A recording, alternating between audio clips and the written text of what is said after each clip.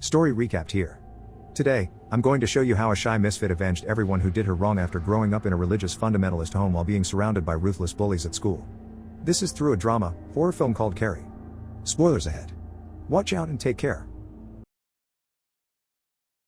A few years ago, in a small house, Margaret was screaming in pain, believing she had cancer, and pleaded for God's mercy. As she cries, her body contorts a few times, and she looks up, expecting to die. Margaret realizes something beneath her nightdress and discovers a baby between her legs. She was pregnant and didn't even recognize it. Margaret smiles and nods. It's a test, she says as she grabs a pair of scissors and prepares to murder her newborn daughter. However, at the last moment, she places the scissors down and cradles the infant. Clearly, there is something off with Margaret. The fact that she didn't know she's pregnant or maybe didn't acknowledge that she might be despite its apparent symptoms is a mere sign that someone is going through a hard time beyond just ignorance. Also, when Margaret realized she gave birth, her first instinct was to kill her own baby.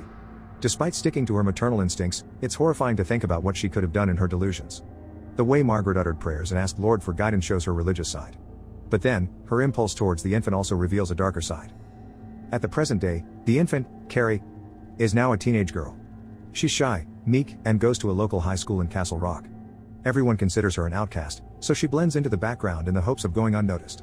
During PE class, a ball lands in front of her, and Ms. Desjardins, the gym teacher, asks her to serve the ball. Everyone, including Carrie, laughs when she accidentally hits Sue in the head. However, Chris, Sue's friend, insults Carrie, prompting everyone to make fun of Carrie instead. After the class, Carrie is taking a shower when she notices blood. She rushes to the girls for assistance, unsure of what is going on. Carrie is having her first period. The girls, led by Chris, throw tampons at her and chant, "Plug it up." Chris even takes a video with her phone. Sue joins in but stops halfway, feeling embarrassed and guilty. Suddenly, Ms. Desjardins overhears them and slaps Carrie to keep her from screaming. The teacher orders everyone to leave, but the lights shatter as the girls head out. Sue is filled with regret as she looks at Carrie. At this point, Margaret's maternal shortcomings started to affect Carrie's life. Carrie was constantly singled out and mistreated by her classmates due to her mysterious and weird aura, which stems from her home. As an example, Carrie doesn't know what period is, which every mother prepares their daughters for. But to Carrie, having a period is out of her reality that she panicked, believing she's bleeding to death. Margaret arrives at school to get Carrie while Sue, Chris, and her boyfriend, Billy, hang out nearby. Chris plays the video of Carrie as the others watch it while Sue looks at Carrie with guilt.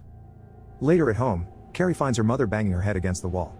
Carrie stops her and talks to her about why she didn't inform her about the period. Margaret avoids the discussion and is more concerned with praying for forgiveness. She makes up Bible verses to suit Carrie's needs, which Carrie recognizes that these verses aren't even actual Bible verses. She objects to her mother's prayers, but Margaret hits her with a Bible. Margaret refers to her as a sinner, inviting Carrie to enter the prayer closet. Carrie refuses, so her mother pushes her inside, slamming the door behind and telling her to pray for forgiveness. Carrie begs to be let out by pounding on the door, and then, much to their surprise, a crack appears in the middle of the door. Carrie examines a sculpture of Jesus nailed to the cross that hangs on the wall. To her horror, it starts to bleed. Although the bleeding occurred only in Carrie's mind, it shows her traumatic experience in having a period and from her mother's questionable faith. Margaret avoided discussing the period because it symbolizes that Carrie has now turned into a woman and is capable of pregnancy, something Margaret believes is a sin she has committed when she had Carrie. It appears that her make-believe statements are more important than her daughter's welfare. Margaret suffers from untreated serious mental illness that made her devote her life to her religion. However, she's not even an ideal Christian herself. It appears that Margaret is punishing Carrie for her personal transgressions. Carrie suffers and grows up not knowing any better. However, as Carrie grows older, she begins seeing things differently and tries resisting and questioning her mother's methods. That night Sue and her boyfriend, Tommy, are having an intimate moment in Tommy's Jeep, but Sue's mind is elsewhere. Sue discusses her guilt over what happened to Carrie, to which Tommy claims he once beat up his bully, who had been tormenting him. He claims the guy deserved it and asks Sue if Carrie deserves it. Here, Sue shows empathy towards Carrie. When she realized that Carrie didn't know what was happening to her, she immediately stopped teasing. However, Sue is proud and thinks that an apology to Carrie is too much. Believing she has nothing to lose, Sue quickly drops this issue. To her, acknowledging that she made a mistake and feeling sorry is enough. The following day, Ms. Desjardins summons all the other girls who took part in shaming Carrie. The teacher tells them that what they did to Carrie was inappropriate and that they will be held accountable. For a week, they will make deadly sprints after school. Anyone who refuses to accept the punishment will not be allowed to attend the prom. Chris dismisses the punishment, claiming that Ms. Desjardins is incapable of carrying it out. Sue tries to persuade Chris to accept the punishment and move on, but she refuses. Ms. Desjardins promptly revokes her prom privileges. Chris attempts to convince the other girls to join her, but they refuse one by one, including Sue. She then screams and walks out as they continue to run. As you thought that bullying is the worst thing Chris can do, Her yelling at her teacher proves she's capable of more. Chris is a spoiled brat who's lived her life always getting what she wants. When the girls refused to back her up, her ego took a big hit. Here, it shows her entitlement, which stems from her spoiled lifestyle. Later that scene, she even brought her influential dad into school, believing that her dad's reputation could patch her violations. With her dad's wealth, Chris thinks she can turn down anyone, and Ms. Desjardins is not an exception to that. When it turned the other way, her bratty personality displays again as she finds someone to blame for her actions. Everyone laughs at Carrie now that they've seen the video. Carrie feels humiliated as she walks down the hall, staring at graffiti about her across the lockers. She enters the bathroom, focuses her gaze on the mirror, and accidentally smashes it. She makes the pieces hover, but then a girl arrives, causing Carrie to grab her belongings and walk away. It is hard to forget a traumatic event when everyone around you constantly reminds you about it. The way people stare and whisper behind her back just made her feel insecure. No matter how hard she tries to look better, she ends up disappointing herself. But this time, it allows her to recognize her unique ability when she accidentally shattered the glass. Her focus has shifted to something good about herself, at least for now. Carrie then visits the library, searches the internet, and reads telekinesis books. She decides to test her strange ability after watching a video about it. In class, Carrie looks through the windows and sees a flag, making it move. She beams with pride at her accomplishment. Suddenly, Mr. Ullman calls Carrie to the front of the class and asks her to read a poem she enjoys. It's a bit bleak, but it's well written, and people seem to pay attention to her. The teacher is surprised she has spoken and asks if she has anything else to say after scaring the class. Tommy complains under his breath, and the teacher inquires about what he said. Tommy thinks the poem is fantastic, and he asks the teacher if he agrees. Carrie smiles shyly as she looks at Tommy. At the same time, Margaret is working at a laundry shop. Eleanor, Sue's mother, picks up Sue's prom gown.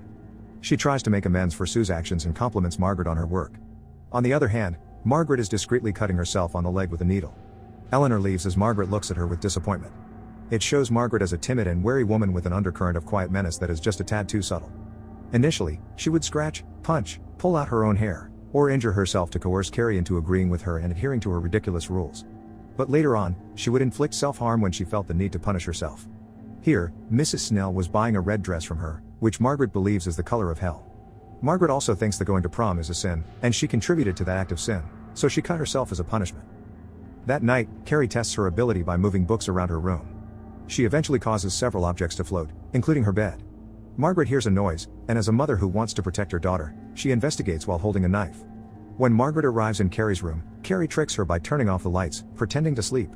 Carrie causes the knife to stick on the floor and smiles as she finally knows how to control it and use it to her advantage. The following morning, Sue watches Tommy playing lacrosse and requests a favor to invite Carrie to the prom. Tommy is surprised and says he wants to take her instead, but Sue insists that she likes to make up for Carrie's humiliation. Tommy tries to persuade Sue, but she refuses and begs him to assist her in making things right. Here, Sue finally made a move that counts as an apology by giving up a perfect night with a perfect boyfriend she's been dreaming of since young. Sue was so prepared, and her gown was ready, but Chris made her realize that she's just pretending to care for Carrie, so Sue wanted to prove her wrong. Behind her mind, she truly feels sorry for Carrie but still denies her feelings in front of her friends except for Tommy. Sue doesn't want to be ostracized for fear of not fitting in. She was not obligated to befriend Carrie, but she was genuinely attempting to atone for her actions. Later that morning, Tommy rushes to Carrie at the canteen and starts talking to her, surprising her. Tommy inquires about prom and whether she would like to accompany him. Carrie walks away without saying anything. Tommy finds her and asks her again, but Carrie dismisses it as a joke, not believing him. Carrie is crying in the locker room when Ms. Desjardins notices her. The teacher believes that Chris and the girls are up to something, but Carrie claims Tommy invited her to prom. Ms. Desjardins senses something is wrong but remains unconcerned in front of her. Carrie claims she is aware that he is dating Sue and believes this is a big joke. However, Ms. Desjardins tells Carrie to give it a try. She then faces Carrie in the mirror and tells her that she sees a beautiful girl who can leave everyone speechless with the right dress and a little bit of makeup. Right from the start, Ms. Desjardins is the only one that isn't afraid to express her concerns towards Carrie. It appears that she could have been a better mother for Carrie as she constantly seeks Carrie's happiness and pushes her to get out of her zone. Ms. Desjardins motivates her to let Carrie see something good in herself and protects her whenever she's vulnerable. The teacher naturally cares for her students and doesn't see them as one of her jobs. Afterward, Ms. Desjardins warns Sue and Tommy, believing they are plotting something. Sue claims that they just want Carrie to have one good night and a chance to socialize, while Tommy claims that it doesn't matter because Carrie declined, but Sue encourages him to try again. Ms. Desjardins tries to persuade Tommy that having Carrie on his arm will make him look ridiculous, but Sue says this is a private matter, and they don't care how they look. That afternoon, Tommy arrives at Carrie's house and informs her that he will not leave until she accepts the prom invitation. Carrie says yes, but only if she can get home by 10:30 p.m. Tommy says he'll come to get her at 7 p.m. Carrie beams with excitement. Later that day, Carrie comes across a dress shop. When the excited girl enters, Carrie notices some fabric and is amazed by its potential. Chris and her friends see Carrie across the street, enraging Chris. Here, Chris was starting to feel like an outcast. She understands what it's like to be Carrie, who gradually becomes invisible to the school. But, unlike those who might find some empathy and humanity as a lesson, it made her more evil and determined to maintain her position at the top of the social hierarchy. She believed that being popular meant existing more than others, and that when someone she considers does not exist takes it from her, it is viewed as an insult. Chris has enlisted the help of her friends Tina, the twins Nikki and Lizzie, and Heather to plot revenge against Carrie. Carrie returns home that evening to find her furious mother waiting for her. Margaret immediately drags her inside while Carrie claims to buy fabric to make a gown for herself, informing her that someone invited her to prom. Feeling worried, Carrie explains that she understands how scared Margaret is, but she doesn't want her classmates to feel weird around her, believing prom will be her last chance to prove herself to everyone. Margaret screams at her, telling her to go to her closet and repent before it's too late, but Carrie asks why she can't be happy for her. On the other hand, Margaret has an episode, which causes Carrie to put the entire living room to drift. Margaret collapses to the ground in disbelief and begins to pray. Carrie tells her mother to get up, and when she doesn't, Carrie uses her supernatural abilities to raise her. Margaret calls Carrie a devil, but Carrie claims to have magical skills and claims that her grandmother may have had them and that they may have passed down through the generations to Carrie. Carrie tells her mother that she will attend the prom and that no one can stop her. When Carrie, in a respectful tone, tried to speculate about her abilities, Margaret's religious instincts proceeded. Clearly, Carrie doesn't want to be judged by her own mother. She doesn't have anyone to talk to about her powers and hopes her mother will guide her. However, Margaret sees her as evil, prompting Carrie to use her powers against her mother. It is sad to think that Carrie had to resort to violence just to be heard. From this, the tension between them started to escalate. At the same time, Chris, Billy, and their friends are at a pig farm. Billy brutally crushes a pig's head, and Chris, acting cool, collects the blood by slitting the throat. The next day, Carrie makes her prom gown as the event is coming. On the other hand, Chris and Billy infiltrate the gymnasium to fill a bucket with pig's blood. Billy tells Chris that she can drop it on Carrie, and Chris declares that she intends to. Finally, it's prom day, and students are getting ready and dressed for prom, while Carrie puts on her dress and applies some light makeup. Margaret tells her she has the appearance of a wicked person. Tired of her mother's overly religious quotes, Carrie requests that her mother be happy for her for once. Margaret claims that they will laugh at her, but Carrie tells her to stop and that Tommy is a lovely young man, and everything will be fine. Margaret reveals to her daughter that Carrie's father took advantage of her, and Carrie is born out of sin. Carrie finally loses her patience, choking her mother, then locks her inside the closet and promises to return. She then melts the door lock, preventing her mother from escaping. Although Margaret claims hurtful words towards Carrie, it shows that Margaret genuinely loves Carrie. She is, however, mentally ill, and this is how she expresses her love for her daughter because she genuinely believes it is the right thing to do.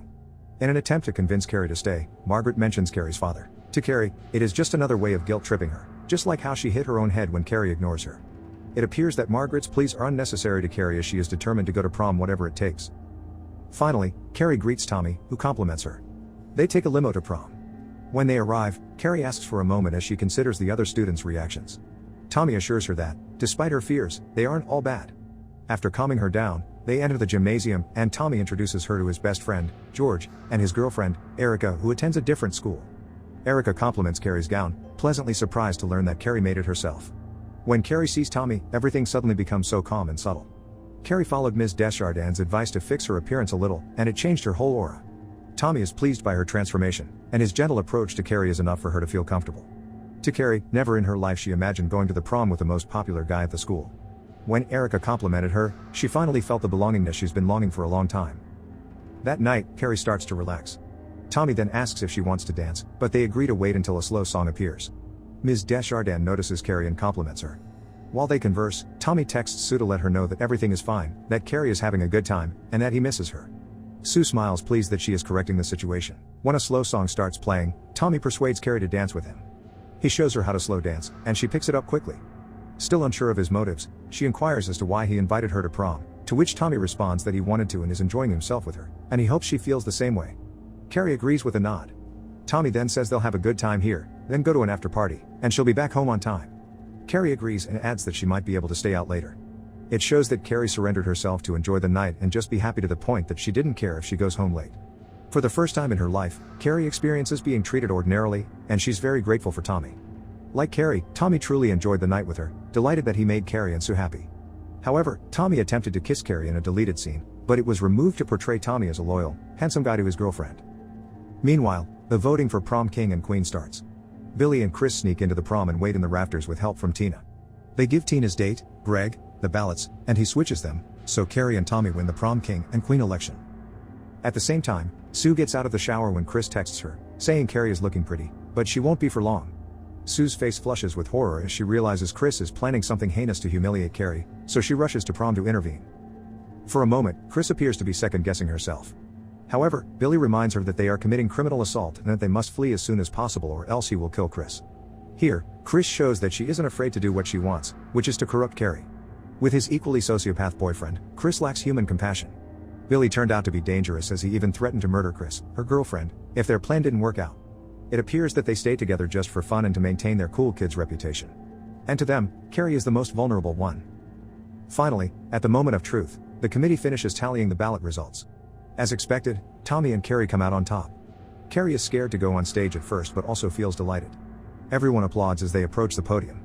Carrie, who has finally gotten her moment in the spotlight, pleases everyone, including Ms. Desjardins, Mr. Ullman, and Principal Grail.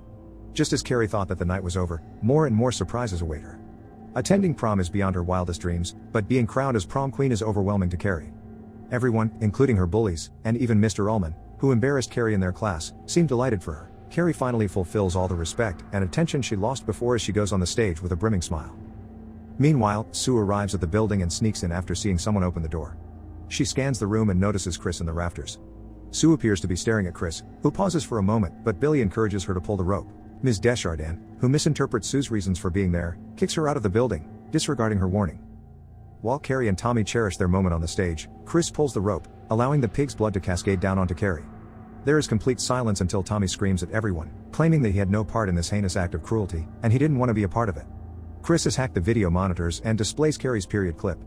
Most of the class laughs. However, Ms. Desjardins and a few others are stunned. Ms. Desjardins approaches Carrie, but Carrie uses her powers to push her away, surprising everyone. When Carrie finally gets a decent reputation, Chris tainted it red. For a few seconds, Carrie tasted heaven only to be pulled back into reality and making it her worst nightmare. Abuse can take two forms: it can be transformed to help others, or it can be used to harm them. To Carrie, who feels betrayed and played, she can only think of one thing: revenge. Chris and Billy start fleeing, but Chris insists on staying to watch Carrie squirm.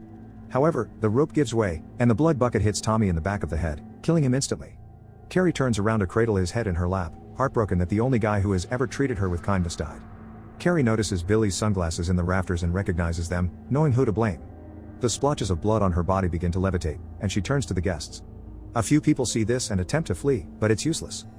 Carrie finally loses control and violently pushes the entire crowd back, causing tables and people to crash. She then locks all the gym doors, preventing anyone from leaving. One of the girls is thrown across the room, and her head hits a door. Greg, Tina's date, and a few other guys attempt to flee by climbing the bleachers, but Carrie collapses them, smashing Greg to death. As a guy films her, she throws a table at him, killing him on impact. The raging Carrie then activates the sprinklers, drenching the entire room. When she notices Nikki and Lizzie attempting to flee, she pushes them to the ground, where the fleeing mob tramples them to death. A light fixture falls behind Carrie's ceiling on stage, causing a fire on the spotlight and exposing several live electrical cables. People don't always know who they're pushing around. If they could only realize how dangerous Carrie could be, they would back down and leave her alone. With Carrie's hidden abilities, she gave them all a taste of their own medicine in a dose filled with vengeance and rage. She vented all her inner anguish and frustrations towards her classmates only because they pushed her to do so. Still, Carrie was just a teenager who wanted to feel normal, just like them. Suddenly Carrie focuses her attention on Tina, who attempts to escape, throwing a burning decoration at her, but it misses. Carrie then tortures Tina with the live electrical cables, driving her into flames. Within seconds, the flames have engulfed the dress, burning Tina. Ms. Desjardins tries to calm Carrie down as flames engulf the room. Still, Carrie chokes her and pulls her up, holding her for a moment above the electrified floor caused by the electrical cables coming in contact with the water. However, her senses return, and she spares Ms. Desjardins, dragging her across the stage. Ms. Desjardins and the few surviving students watch in terror as Carrie levitates herself out of the building. Despite threatening everyone's out, Carrie focuses on those bullies who poked fun at her. She painted the gymnasium with the blood but still saved Ms. Desjardins out of her remaining kindness. However, Carrie is not satisfied as the head of the pack isn't there inside. Her uncontrollable rage harms her other classmates. Whether they deserve that fate or not, the answer appears to be what Carrie decides. The entire gymnasium is now in flames. While some people manage to flee, the majority do not. Carrie sees Chris and Billy's car, and her rage resurfaces. Chris asks Billy about what they should do now that their prank has resulted in at least a dozen deaths. Billy informs her that they will leave town and never return. Chris reluctantly agrees. On the other hand, Carrie is following them as they drive away. She stomps on the ground, causing Billy to reverse the car and speed back. Chris sees Carrie, and, despite everything, she orders Billy to hit her. However, Carrie is waiting for him and uses her power to bring the car to a halt, causing Billy to collide with the steering wheel, breaking his nose and causing his head to snap back, killing him instantly. Chris awakens to find Billy dead. She sees Carrie and backs up the car, determined to kill her. Carrie pulls the car's wheels up high in the air and then throws it into a gas station. Chris's face goes through the windshield due to the force of impact, leaving shards of glass all over her face. Carrie stands there watching Chris take her final breath. Carrie causes a power pole to spark, causing an explosion that ensures Billy and Chris's deaths. Later that night, the bloody Carrie heads home and discovers that her mother managed to escape from the closet by forcing a hole through the crack in the door. Carrie attempts to contact her but receives no response. Her mother has retreated into the shadows. Despite their conflicts, Carrie still looked for her mother when she came back to her senses. Carrie is so terrified of herself as if she didn't mean what she has done. It only sinks into her now that it's over, and Carrie realizes the repercussions of what she did. Still, just like everyone, Carrie protects herself whenever she feels jeopardized. Carrie went home, hoping that at the end of the day, her mother would understand her. Carrie cleans up the blood in the bathtub before changing into a blue nightgown. She locates Margaret and informs her that she was correct in every way. Margaret comforts her and says that she should have killed her when she was an infant, but she was so weak to do that and that she loves Carrie so much. Margaret also reveals that she liked it when she conceived Carrie, then she suggests praying after they hug. However, as they pray, Margaret takes her butcher knife and stabs Carrie in the back. Carrie then pushes her mother, causing herself to fall down the stairs. She begs her mother to stop what she's doing, but her mother continues as she slashes Carrie's leg and arm. When she tries to stab her daughter, Carrie uses her powers to stop the blade and then summons a slew of sharp objects, which she points at her mother. Carrie apologizes and then lets them fly, impaling her mother to the wall, crucifying her. Although Margaret made her safe even just for seconds, she revealed another fact that made Carrie question her life. The truth that Margaret went against her own beliefs doesn't just make her a hypocrite, but also a senseless person who's just making herself appear perfect. When Margaret attempted to kill Carrie, her action was no different from what Chris did. It hurts for Carrie to know that the one who should protect her during the critical time of her life turned out to be the one who wanted her dead. Carrie defended herself once again in a way she didn't want to, but she had to. Carrie, horrified by what she has done, pulls the blades pinning her mother from the wall.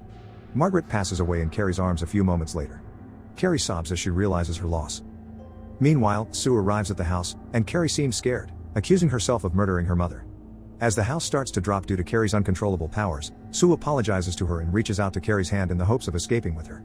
Sue's stomach is near Carrie's hand, and Carrie senses a pulsating heartbeat and confirms that the baby is a girl. Sue pauses and looks at her in disbelief. Carrie then shoves her out the door, leaving Sue outside, watching as rocks appear out of nowhere, slamming into the house. Carrie cradles her mother and kisses her on the forehead as the house collapses around them. Sue stands there, terrified, and carefully touches her stomach. Following her court testimony regarding the prom incident, Sue visits the cemetery, where Margaret and Carrie are buried together in a common grave.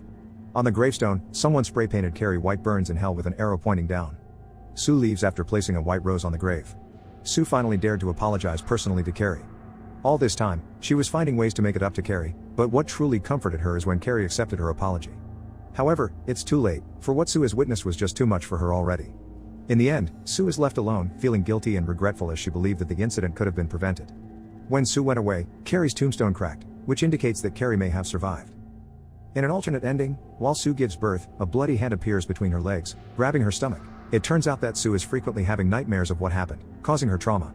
Sue screams and then sees a blood-soaked Carrie cradling her baby for a split second. She cries as her mother comforts her in bed. This alternative ending shows that Carrie is still haunting Sue.